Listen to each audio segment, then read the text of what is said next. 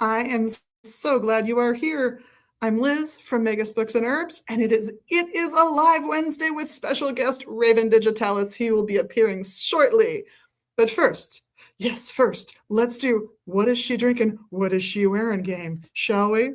Well, today I'm turning my brain on. I've got some Bacopa in here. I've got some burdock, still a little bit of dry spot on my thumb there. Although the eczema went away. Yay!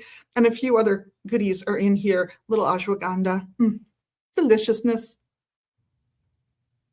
Oh, and some chrysanthemum as well. And what am I wearing? Well, look at my fabulous jewelry other than my wedding rings.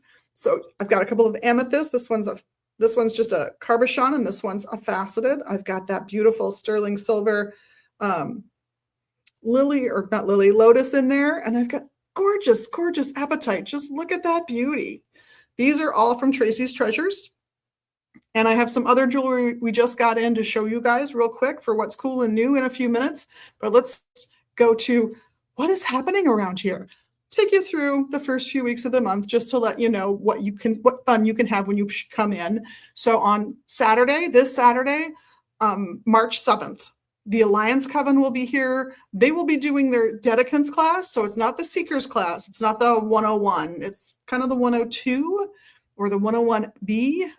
But if you want to just meet them and get a feel for them, and you're here when we start and the start of our day here at noon, or if you're here when they're finishing up like 2:30, you might get to meet some folks who are doing some training in the Twin Cities. If you're looking for a group you want to check out, they're a potential group for you to come and check out. There are 3 meeting here now, and I'm going to cover all 3 in this few weeks of scheduling. Later on that same Saturday, March 7th, 2026, just in case you're seeing this 5 years from now, is SU's American Hoodoo and Folk Magic class. That's at 3 o'clock. Now, the Dedicants class, that's entirely free to those people who are qualified to attend. The American Hoodoo and Folk Magic class is a by donation class, and he's got his whole class planned out. So if you want to check out the class, go to our website, go to megasbooks.com, click on events, and find that American Hoodoo class. And the second paragraph is the current class that he's going to be offering this month. It should be an amazing expansion on what he started last month. And you don't have to have attended that one to attend this one. On Sunday the 8th, at 10 o'clock for 1 hour before we open, it looks like we're going to be doing our British traditional class. And at 3:30, Nancy Antonucci's Tarot Lab. The 10 o'clock class, completely free. Nancy Antonucci's Tarot Lab is a by donation class. Fantastic class. Of course, Herbs 1 and Herbs 3 are running right now, but we're way into them, and it would be super confusing for anybody to join in. So if you're interested in starting your herbal journey, by all means, come and check out the enrollment for the fall. If those classes are not up now, we'll be putting them up soon. But it should be fun. Probably going to be on Wednesday evenings, unless I get a lot of people telling me they want to do 9 once a month all-day seminars, which is the other way I've taught the class. But at this point, probably Wednesday nights for the next Herb 1. Saturday the 14th, Journey into Magical Practice. This is a fantastic free event. It's another one of these like the Alliance Coven. This is their 101 class. This is their beginning training class. They have all kinds of questions they answer about practices, about divination techniques, all kinds of wonderful things they do. What they do in this portion when they're here live is the ritual portion of the Journey into Magical Practice series. The rest of their classes are online. So they're here about once a month for the next few months, putting on the most amazing rituals, the stage setting for these rituals, the accoutrements. It takes them an hour or 2 to set up. It takes them an hour or 2 to tear down. If you have not seen one of these rituals, totally recommend. The rituals themselves, I believe, start at 2 in the afternoon, but they're here from noon. If you want to just come and meet them and hang out and maybe help them set up, if they're willing to let you, that would be great. On the following Sunday, Sunday the 15th, Reiki 1 is at noon. So if you want to start your Reiki journey, these are very old-fashioned, simple Usui Reiki classes, few hours of instruction, the initiations, and then at least an hour of practice time, depending on how many people we have to practice on. The class always varies in length because the initiations are done the old-fashioned way, which means 1 takes. but it's always fun to do the Reiki. An excuse to do a moving meditation all day? Oh no, we're happy with it. And later on in that day, at 4 p.m., the Chronic Illness Support Group is meeting. This is led by a wonderful woman who went through cancer herself. And she really didn't find spiritual resources that were readily available for her in the hospital, in the clinics that she attended. The chaplains didn't really have a grasp on her spirituality. You'll find her book on her experiences and the way she worked through them and the resources she recommends if you're going through chronic illness in our Pagan Wiccan Witchcraft book section. Jessica Settergren is her name. She's fantastic. And that grief support group that chronic illness support group is really worth attending if you are going through it, whether you have cancer like she did, and frankly, the recovery from cancer is a whole other world, or you're dealing with rheumatoid arthritis or lupus or any of the other chronic diseases that are out there. Just, maybe you really injured yourself at one point and so you're in chronic pain. This is the support group for you. Come check it out, 4 o'clock, Sunday the 15th. And of course, my last one, I'm just going to stop here because it's the big one, Paganicon. The 20th through the 22nd of this month, we'll be there. I'll be tabling. I might poke my head in to one of our founders' lectures. Roger's the keynote speaker this year, so we're looking forward to a fantastic year. He even put off his trip to Greece this year. Bless him. One more note, I always put it on the end of this one, is where to park when you come here. We have free on-street parking, which is fantastic, but if it fills up, because sometimes it does, there is a church 1 block south of us and 1/2 block west of us called St. Clement's Catholic Church. Patron saint of sailors, by the way, and stonecutters. But we've spoken with them, as have many of the local businesses, and they are very happy to allow folks to park in their parking lot. And right now that is a free parking lot. We are exploring options to help them maintain it. So it may become a paid parking lot by sometime this spring or early summer. Still going to be a good deal if you can't find anywhere else to park, though. So St. Clement Church, 1 block south, 1/2 block west on Lowry. And you're naturally going to park really far away from the church because we're to the north and the church is on the south end of the block. The parishioners are naturally going to park at the south. I've never seen a conflict, honestly. So recommend that. Now, if you're looking for readers, I got a cruise and hurry up. If you're looking for readers, we've got a great crew of readers right now. We have Margaret, Eshu, Morpheus, Ravenwolf, and probably Daryl. Morpheus is only here for part of 1 day a week doing dream interpretation, but he's very, very, very good. So if you're puzzling over some symbolism, maybe what you've read online or read in a book doesn't match what you're going through, he will have some really good insights for you just because you guys chatted about things. Very intuitive dream interpreter, really good. That's Morpheus. Probably Daryl is here 3 days a week reading from his personally designed oracle deck. Even if you don't get a reading, come get a tour of the deck. It's a fantastic deck. He's here Mondays, noon to 2, right before Morpheus does dream interpretation. Tuesdays, 3 to 6, and Fridays, 4 to 6. Great guy, great reader. Did a better reading on me than he even knew. It was fantastic. We've also got Ravenwolf, fabulous tarot reader. He's in Tuesdays, Thursdays, and Fridays. So Tuesdays, he's here noon to 3. Thursdays, 3 to 6, the other half of the day. And on Fridays, what are those hours? 1 to 4. Great reader, wonderful time. And then Wes Eshu is in doing palm readings and tarot readings, your choice. He's here all day on Sundays, noon to 6. He's here the same on Wednesdays. He shares the day with Ravenwolf on Thursdays, so he's only here from noon to 3. And he shares Saturdays with the adorable and wonderful Margaret. He's here from noon to 3 for the first half of the day, and Margaret, an outstanding tarot reader, is in from 3 to 6. And if, by the way, you want to book somebody for a party, give us a call, let us know. We're happy to pass that information on to the readers and let them book with you. And that happens regularly, so not frequently, but regularly. Now, for cool stuff, I got a couple things I want to show you and something I want to warn you about. So we just got in these adorable sterling silver Bridget's crosses and this one and only one, that's not how many I ordered, but one triple moon with a pentacle in the middle in sterling. But I've gotten word from one of our regular jewelry suppliers that sterling silver has jumped 300% in cost. So the price of sterling silver jewelry is about to go through the roof. So if you're looking for sterling silver rings, I recommend buying sooner rather than later. And what's going to replace it? Bronze. So we've gotten some bronze pieces in for you guys. I've got a simple pentacle. I've got a pentacle with a stag. I've got a Thor's hammer. I've got this adorable little witch's broom. And I have in the stainless steel style, the not silver, the Hecate, mother goddess. You know, nothing like having an earth mother goddess figure that's, you know, going to teach you how to defend yourself. And I also managed to snag in these adorable little three-dimensional Baphomets. Oh, Father.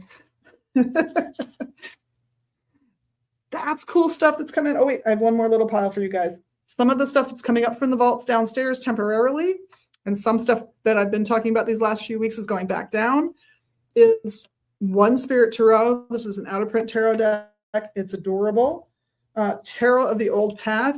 In the original, look at that, like video cassette tape box, for those of you who can remember those. I've got Antichrist down here is coming upstairs as well. The Origin of the Zodiac. Oh, what else have I got in this pile? The Great Pyramid, an outline of modern occultism. And you want to know how modern? It's written by someone named Cyril. Cyril Scott's Modern Occultism. And the other two I've got that are coming up at least for a few weeks. Occultism and Modern Science and Occult Exercises and Practices, the only relatively modern book that I am pulling up. And for me, I haven't looked at the publication date, but this looks like a 1980s cover to me. So I'm guessing somewhere in the mid to late 80s. Did I guess right? Let's see. Dun, dun, dun. Ooh, no, 97. Later than I thought. But that's some of the cool stuff we've got that's just come in or that we're just making available to folks. Not online, but here in the physical store, because we only open up our used book vaults that are up online regularly a couple times a year. And we just did it about a month ago. So no one's going to see those books unless they're upstairs for probably a good 6 months. So, but enough of stuff. I'm going to bring on our guest today. I know you're waiting. He's the cool guy. It's Raven Digitalis. Adding him to the stage. Hello. Hi, can you hear me? I can just hear you. You're still very quiet, but I can still hear you. We've having some audio difficulties, folks. Yeah. I don't know why we're having audio difficulties, so I'm just gonna speak at full voice and then just take a Ricola later. Perfect. It's like, no, you were mentioning the copper piece, right? Yes. Copper and bronze, yeah. Oh, and bronze. Yeah. Sorry, the bronze piece. Yeah. So I looked up in my book, which is called A Witch's Shadow Magic Compendium, and I looked up bronze because I have a whole section in there about magical metals, and so I looked up bronze because I always forget what I write. And okay, so bronze, planet Venus and Jupiter, element air and water. Gender, masculine and feminine, vibration, medium, high, magical uses, C, copper, and tin. So note, bronze is a mixture of copper and tin. It vibrates to properties of both metals and can be used when either or both are desired in spellcraft, is what I have in there. Yeah. And if you folks are curious about the work of Raven Digitalis and what's available, the QR code that is in the corner of the screen, if you can see it, is absolutely the QR code to go to our website. I just did a search for you, and that's what came. And your stuff came up, and they can go right. They can click right to it. Well, I have to say, I have been a fan of Megas since Roger was operating the store back. You know, my first book tour, I went to Minneapolis, and of course my heart goes out to Minneapolis and the Twin Cities with all the shit going on. And oh man, so yeah, I mean, can you imagine? We're founded by someone here on a permanent green card. We're run today by somebody who's the child, grandchild, and great-grandchild of immigrants. It's not, immigration has always been kind of at the forefront of the consciousness of this place, just due to circumstance. So I am very happy that so many people are so positive about immigration right now, and that people are working so hard to ensure the safety of immigrants around the country, and that people have protested around the world in unison with us here. It's been my heart breaks, but it feels so supportive. So thank you for mentioning it at all. It's one of those difficult things where, like, of course I'm protesting with my immediate family. Like, we're all on the same page, and just like whatever little thing we can do to help improve situations or bring awareness. That's what we got to do. Yeah, just the sacrifices a family makes for the move. And I'm not saying it doesn't turn out for the best for most folks who come here, but just the fact that you can't get that food that you never thought you'd have to live without, the little comforts that disappear because you're just in a foreign place. It's those little sacrifices, even if your immigration was relatively easy and relatively simple. Now, if you're coming from a place where you were politically tortured, great, I am so happy you're here. But and the fact that you bring with you all of this family, that all of these people enter society. I know I've gone on and on about this. My grandparents made the decision to follow my great grandfather because discrimination and poverty is a thing around the world, abandoned as kids. And that decision by my grandparents, that's given this country about 24 so far productive, tax-paying, investing adults over the years. And every immigration story sounds like this one. So anyway, sorry, soapboxing a little bit about what makes a country great, immigration. No, it does. Anyway. It's so true. Like, diversity is number frickin' one.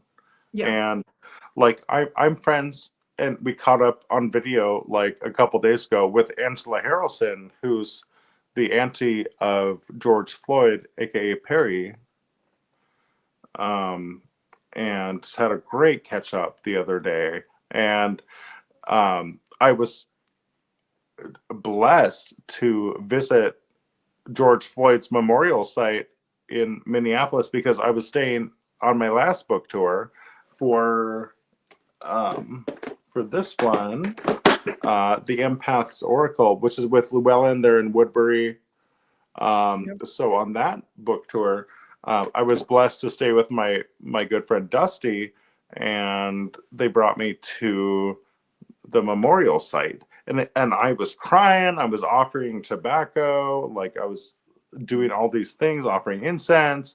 And then his auntie, Angela, was like, she was there, and she's like, "Oh, I just love you." And so we just have been connected ever since. Like, we traded books, and like, and that kind of, it's just another level of community, right? Exactly. Yeah. And the number of people who came out to help with all of that, to clean up the area, was phenomenal. People came from all over, and it was a real, moment, I think, for people to acknowledge that, this kind of discrimination still exists, this kind of behavior still exists, and it still needs to be recorded so it can be stamped out. Yeah, exactly. It's that simple. And bringing awareness to those things is huge. And people can, like, fragile men can throw a fit about it all they want, but it's like fragile white men, like, whatever.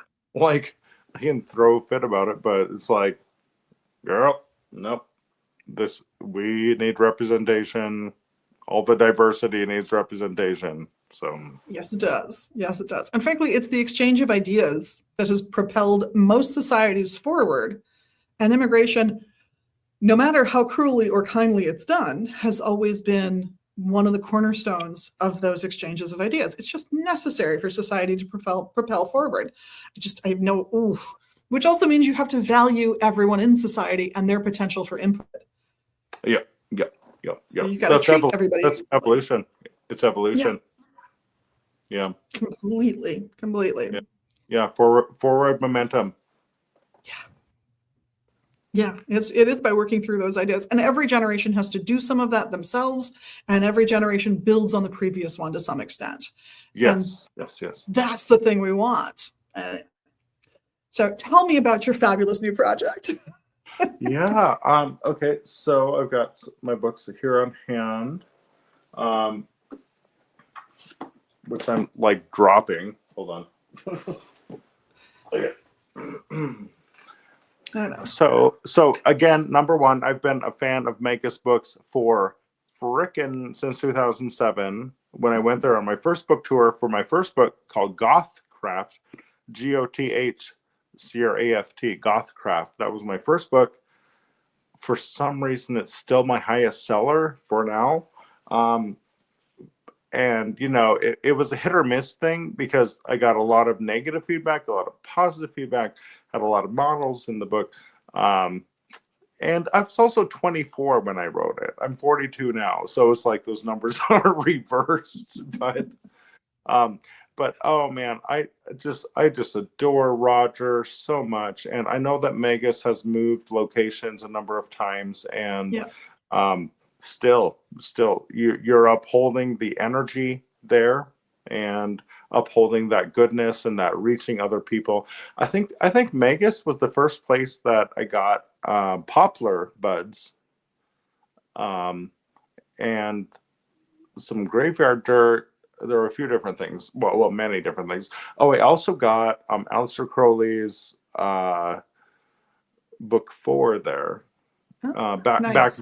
back in 2007. Yeah. Yeah, we've got a copy on the shelf right now, I believe. Yeah.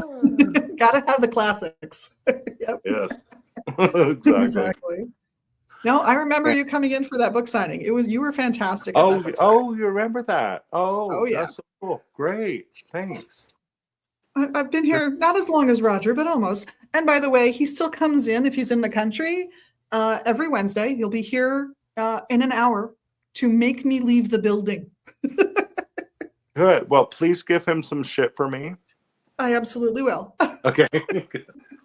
No, I just adore him to no end. I'm telling him, like, what a wonderful person. And like the last time I visited Minneapolis,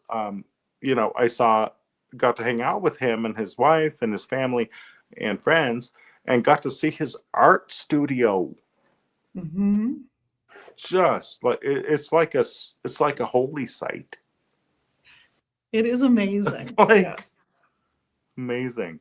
Okay, anyway, my new book is called Shadow Magic Spellbook. And this cover, Llewellyn, this is by Llewellyn in Woodbury. They did an incredible job with this. Like, there's raised lamination here, great back cover. But anyway, like the content of the book is, like it says here, spells, charms, and rituals for positive change. And that's something that I really wanted to emphasize is that if somebody's going to pick up Shadow Magic Spellbook, you're not going to find how to screw people over or curse them. It's like, I do have alternatives in there that are more karmically, aligned, for cursing and binding or freezing, things like that, of course.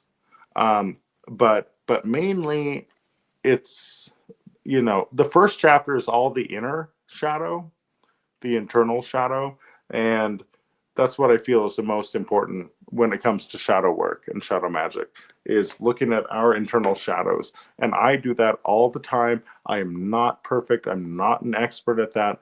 I do have some knowledge about that, and that's why I was inspired to write that book. There's 144 spells, charms, and rituals in the book, and I don't know why the universe was like, let's do 144 with 7 guest spells. I'm like, okay, 144, 12 by 12, okay, and then 7 guest spells, okay, lucky 7, I got it. So just rolled with it, and I am so happy with how it turned out, and I'm so thrilled that you guys are carrying it there too. Oh, absolutely. I took a glance through it. I really enjoyed parts. I really did enjoy parts of it. That I did not read it cover to cover. I will freely admit I don't have that kind of time, but Oh, that's fine. yeah, there were Well, definitely pieces that stood out that I thought this is that idea of working with oneself first and confronting the scary things that dwell within as a good foundation for then moving forward magically in life. I think that's important. yeah, and that's one thing about the book also is that it's not meant to be read cover to cover anyway. It's Yeah. like we don't need all those spells and rituals. Like, so my first spell book that I did is called Planetary Spells and Rituals. I told you I have all my Yep. books on. Okay, Yep. Planetary I've got Spells that and on the Rituals. shelf right now. Yep. Yeah, I don't highly recommend it, but I'm very self-critical too. That's part of my shadow work. But those spells and rituals are much more intricate than the new book. So with Shadow Magic Spellbook, they're way more accessible. And the one thing that I say over and over in Shadow Magic Spellbook is to modify the rituals and spells and procedures to match your own proclivities. Don't do Yeah. any of these by the book, which I don't see a lot of spell books saying. It's like, don't do these just by the book. They're not recipes. No. They are meant to be personalized, and I think that's part of the craft is where you have to personalize these Yeah. things.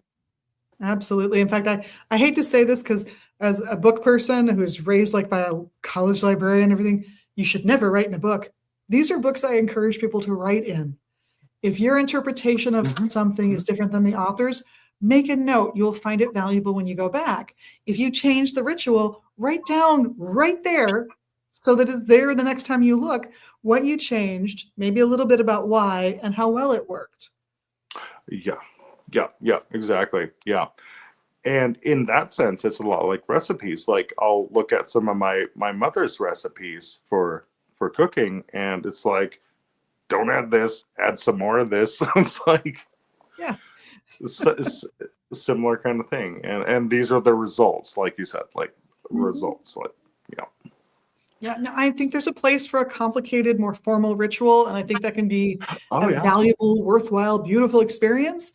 But especially if you're working first and foremost on yourself, I think you're right. Just accessibility and speed, the ability to do it now can be really valuable, even if it's something that you're going to layer on more later and continue to work through whatever it is you're casting your magic about.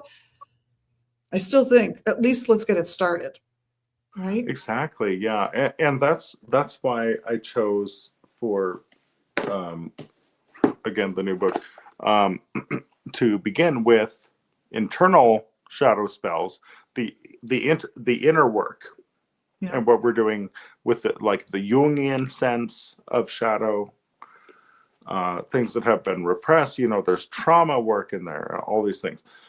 There's four chapters in the book, and I don't know what is up with this 12, 12, 12, 12 thing, because there's four chapters with three subsections each, which equals 12. And there's 144 spells entirely. I'm like, why can't you give me the witch's number of 13, universe? But I'm like, okay, I'll The just the surrender to it. 13th, the 13th is the person who's reading the book. Oh,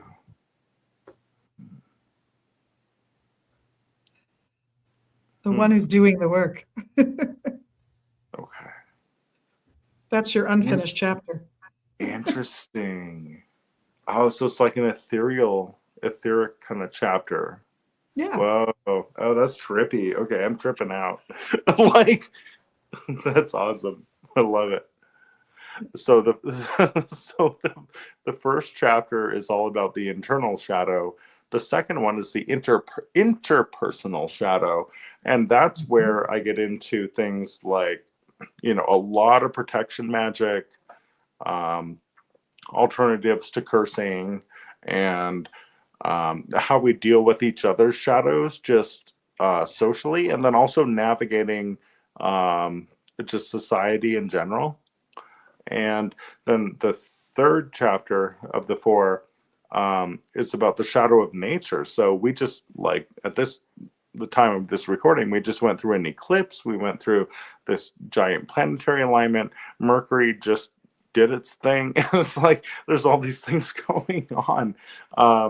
So also in that chapter are like a review of dark tools like graveyard dirt and blood magic and like things like that that we can do from the shadow spectrum for again the greater good.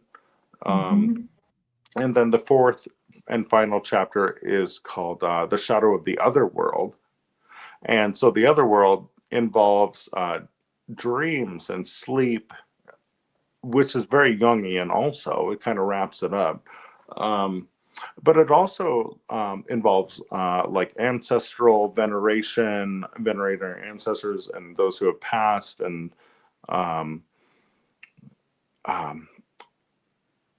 yeah.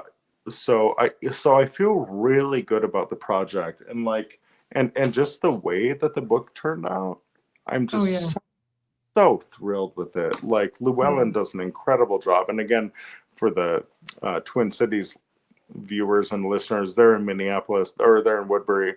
Um, just such a good job, and I'm just so Mhm. thrilled with it, and I'm just honored to be here and be part of Megas because, like I said, I've been a fan of Megas since the mid 2000s, and um, Wow. We appreciate it. Thank you. and Roger, yeah, thank you, and then Roger. Roger's a friend of mine, and um, I just love to be connected with your incredible store Well, and thanks. your We're offer. striving to keep up the general good work of cross pollination from different groups and different traditions and all that good stuff. We've got three different offerings for people looking for groups right now. Like, just take the tour, visit them all if Yeah. that's what you want. And if it's not what you want, that's cool. You got to follow your path. Yep. That's my philosophy. Yep. So, Great.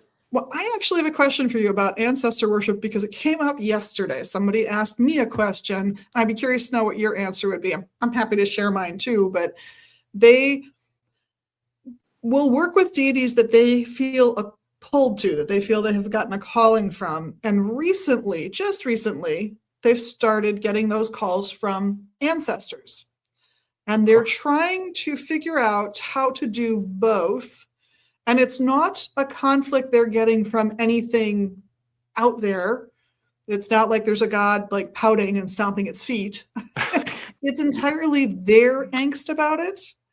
So, do you have any tips for working in ancestor worship uh, Mm, for somebody who's already been doing this a while and already has an altar set up to the deities they're working with? Is there anything you would recommend? well, one thing I would recommend is keeping those things separate. So if you're working with a deity that was not the um, patron or matron or whatever of the deity of the ancestor you're working with, don't work with them at the same time. Keep them separate. Um, so the deities often call when we're needing personal work. The ancestors are different. So, like for certain ancestors of mine, I've done frickin' Christian prayers because that was their paradigm Mm-hmm. of wisdom and knowing. So and when I observe Hindu rituals, um, and fast and give veneration to those deities, I don't mix that with Wicca or neo-paganism or calling the elements or anything like that. Well, the elements, they're universal, but um, Everybody has fire, and fire is hot for everybody. So yeah, there's some commonality. yeah. So yeah, don't mix and match. But we have that luxury here in the USA to do some mixing and matching. That doesn't mean we should do it necessarily. So we just need to be, take a step back, I think, and just be very mindful of who we're venerating and what their spiritual paradigm was. And um, that helps us venerate the deities better also. Yeah, I would agree. Because I know when I spoke with this person, I talked about maybe setting up a separate altar separate, yeah. to kind of get things, cozy, but not so they're not playing with everybody all at once. And I don't think that was their aim, which I was happy to hear. But yeah, it is interesting that these ancestors for this person came in only after they started getting drawn toward more ceremonialist practices, which seems to be on the rise a little bit right now. And I'm fascinated by this because it puts you, as soon as you dip your toe into ceremonial magic, it puts you just a little bit into biblical thinking because that's the backbone of it. Yeah. So, yeah, I'm fascinated that that happened. And then all of a sudden, there's this ancestor worship coming to the fore. And of course, I've made my very bad joke on TikTok about will Generation Alpha be into the 6, 7 books of Moses as a harbinger for maybe more ceremonial magic becoming more prevalent in people's lives. I don't even know those books. But maybe. Maybe. I don't know. Just like I don't know. I feel like the newer generation it's just because of AI and all these things, they can see through the shit so much easier. Yep. And so they're like, this sounds like mythology, not reality. But mythology is realistic because, they're allegories and these things. Yep. It's just, I think that the younger generations can kind of discern better than we could. Yeah, I agree. Yeah.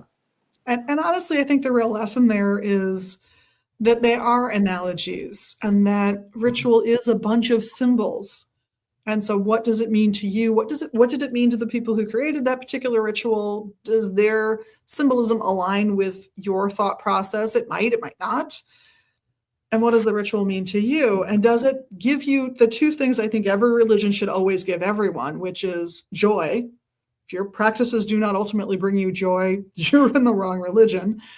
And two, the opportunity to, the reinforcement of being a better human being. Yeah. That's it. That's the two things I think any religious structure should give you, whether it's self-imposed structure or you're in a group of some kind or congregation of some kind. Mm. So at that point, is the religion or that practice serving you? And if it's like, no, it just seems like gobbledygook mythology to me, then time to find a different system. Well, and I think you're right. They're good at it. It's great to read the stories, right? And we can learn a lot from those allegories. It doesn't mean that we're required as pagans or whatever we are to believe them as gospel, like as truth, because one thing that I learned in college too, because I studied cultural anthropology, is that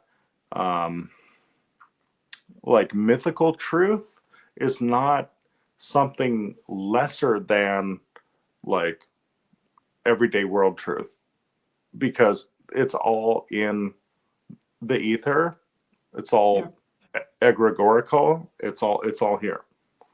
And exactly. Yeah.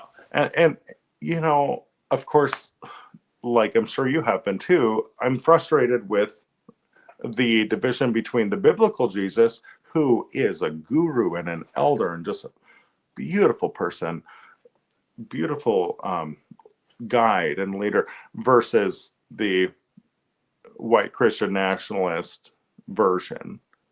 The folks that Ms. Betty Bauer makes fun of online. Yeah. I love Betty Bauer. Devin. Yeah, she is genius. No, Yes. I've been in touch with her too, and yeah, she is genius. Yeah. So yes, listeners, look up America's Best Christian, Betty Bowers. Mhm. I Oh, promise you will be sarcastically entertained if you do. oh yeah. Oh, yeah. No, I actually She's showed fantastic. so good. I actually, when I was living in Hawaii, I'm back in Montana, in Missoula, Montana now, my hometown. But for almost 4 years, I lived in Hawaii. And when I was in Kauai, I met a priest from Chicago and his wife, and I showed them a Betty, like just randomly, and I showed them a Betty Bowers video about biblical marriage. Mhm. Um, and they just wouldn't have it. Like they were very kind, very yeah, nice people, very cool. That's nice. They just didn't want to be educated, and that's the thing. Like, do we want to be educated?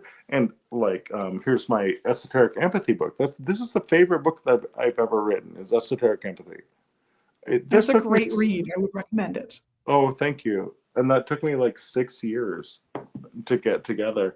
And then again, Shadow Magic Spellbook, the newest one, brand new, spanking new.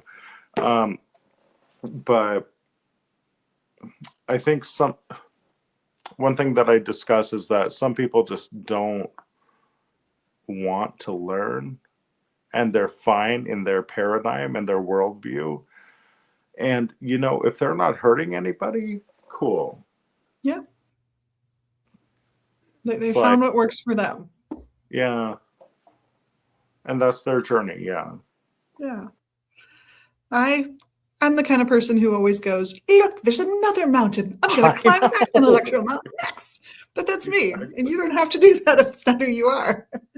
In Right. any event, we are over time because I'm bad at that. I always go over just a little bit with folks. This has been fantastic. Thank you so Thank you. much. And It's been one a more. great conversation. This is my assistant and familiar cat skills. This is cat. Gorgeous cat. Aw. Yeah.